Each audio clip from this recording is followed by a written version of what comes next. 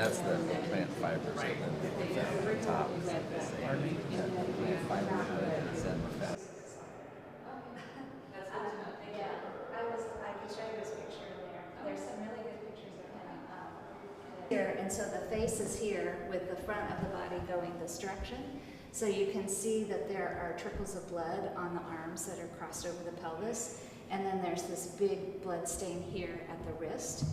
Othonia is the word from the Gospel of John that it describes what was found in the empty tomb.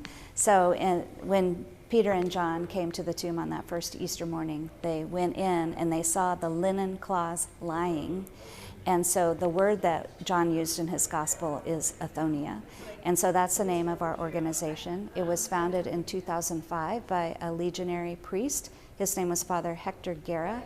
And Father Guerra had a dream that there would be 100 exhibits around the world that would have this beautiful Luigi Mattei sculpture, so that people from around the world could come and learn about the shroud in their own language and in their own environment. So Luigi Mattei won the competition, and so in 2000, those were the Holy Doors inaugurated by Pope John Paul II.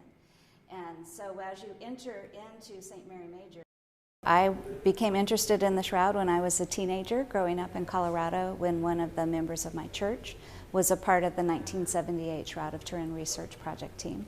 And so when he came back from Turin and started sharing about his experience studying the shroud as a physicist, I was a high school student and I was very interested in it. So every talk he would give, I would go and listen. And so I started learning about it from that time. Okay. Well, now I'm curious.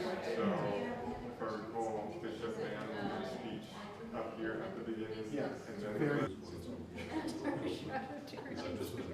And it's almost like I would say a God gotcha, 2,000 years later, planted in all of the clues in the shroud that awaited a kind of a skeptical scientific generation to at least unleash the thing. And of course, when I look at the blood evidence in relation to the image, and I see what I believe is our Lord, who suffered these kinds of things, and terrible indeed they were, but did it as an ultimate self-sacrificial act of love to redeem us, to redeem the world, to protect us from evil. I look at that and I go, wow, that gets me, that deepens me, and I think that anatomical evidence is there. But I don't need a relic to substantiate my faith. I don't think many other Christians or Catholics do either, but nevertheless, it doesn't hurt.